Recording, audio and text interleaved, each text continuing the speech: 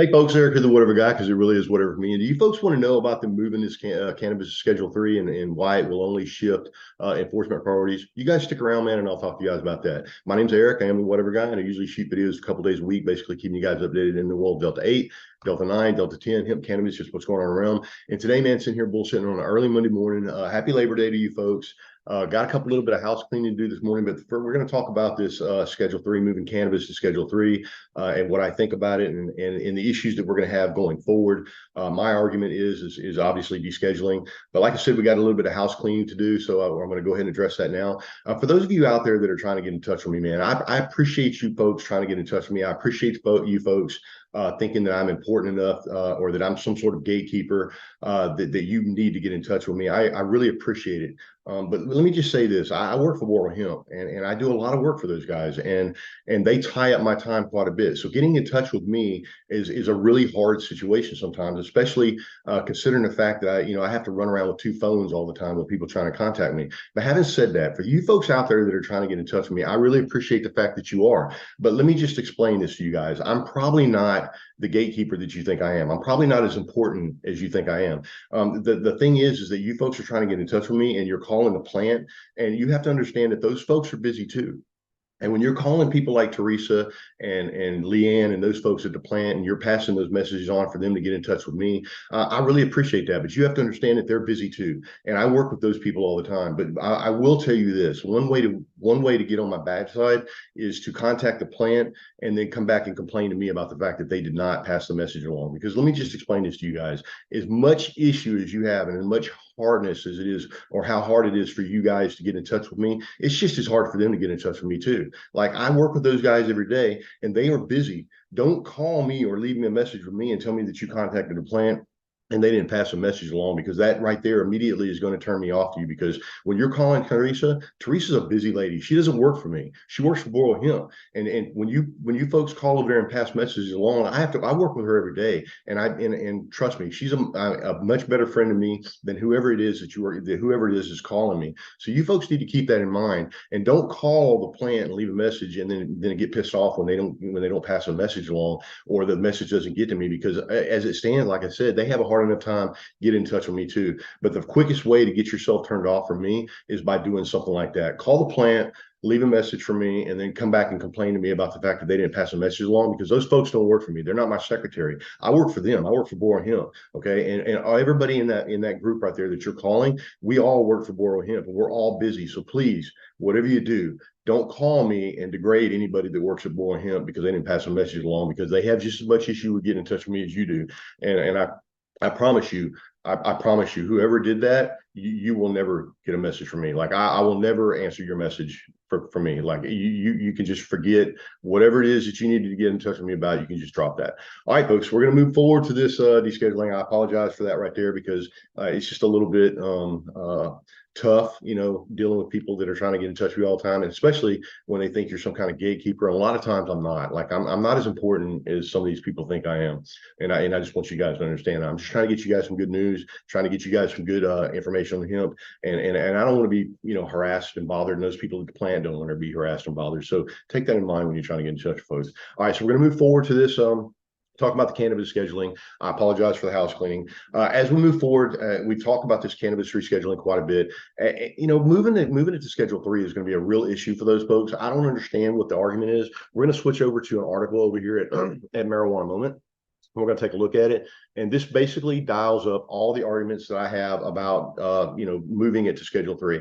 Like, why don't we just deschedule it? Like, moving it to Schedule 3 is just really only going to shift enforcement priorities. Like, they're going to enforce rules in certain categories that they're not going to enforce in others. And really, this is just going to create an issue down the road. So I'm going to read this. It says, rescheduling won't end the war on cannabis, but could open a new battlefront if we're not careful. This is an op-ed by Marijuana Moment. It says, lacing up for a victory lap over rescheduling is premature and short-sighted, while federal cannabis prohibition is still alive and well. Contrary to decades of reefer madness propagated by our federal government, the Food and Drug Administration now admits that marijuana does have accepted medical use. However, reports of the death of cannabis prohibition are exaggerated. No doubt the conclusion of the FDA's scientific review of marijuana's current Schedule 1 status is a welcome milestone in federal cannabis policy. But while the Department of Health and Human Resources recommendation to the drug and DEA to reschedule marijuana based on the FDA's review will finally bring relief from federal gross receipts tax levied on struggling state licensed cannabis businesses. It also underscores the urgent need to both, one, continue pressing forward on descheduling efforts before critical momentum evaporates. Certain industry stakeholders effectively settle for rescheduling without full decriminalization. And let me just move down here. And two, demand that marijuana be exempted from existing categories of the FDA regulated products to preserve state medical and adult use cannabis markets. As we move forward, guys, like they're not addressing the fact, guys, that we have to deal with the fact that all the other stuff that's going on. Now they're not even considering the fact that they want to deschedule. They're moving it to Schedule 3, which means that basically all they're doing is shifting enforcement priorities. However, moving marijuana Schedule 1 to Schedule 3 will shift enforcement priorities. Indeed, this has been the experience after the CSA's prohibition on hemp were relaxed beginning with the 2014 Farm Bill and then scrapped under the 2018 Farm Bill, which descheduled hemp by carrying it out of the federal CSA's definition of marijuana and THC. Soon after, purveyors of hemp CBD products began receiving FDA cease and desist letters citing prohibited product claims and numerous grounds under the FDCA for prohibiting the interstate commerce in such cannabis products.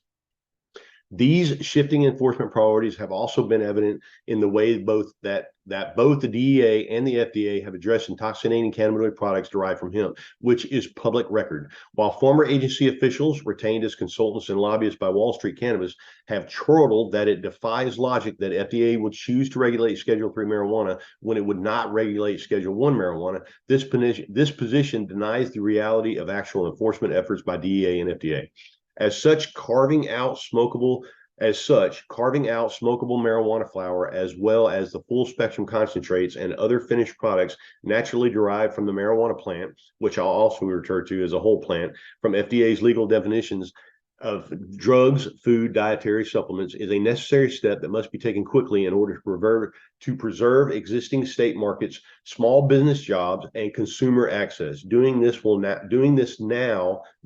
now will also lay the foundation for reasonable federal regulation of such goods over descheduling permits interstate cannabis commerce. Guys, I don't even know, like everybody's throwing their hands up in the air and they're all happy about this Schedule 3. I myself have posted about it, about the fact that the FDA has, made this recommendation to the DEA. But we all have to understand that the DEA does not have to pay attention to what the DEA said, what the FDA says. Like the FDA holds no dominion over the DEA. So this is basically just a recommendation. And the DEA could go in a completely different direction. So we're all clapping our hands and having this good chant about this. But in actuality, I don't even understand why we're moving it to Schedule 3. Why don't we just get it off of the scheduling in the first place? Like we've got alcohol out there that is legal for anyone over 21 to buy, which is much more detrimental to your health than anything in the cannabis or hemp plant. And we're moving cannabis and hemp to Schedule 3.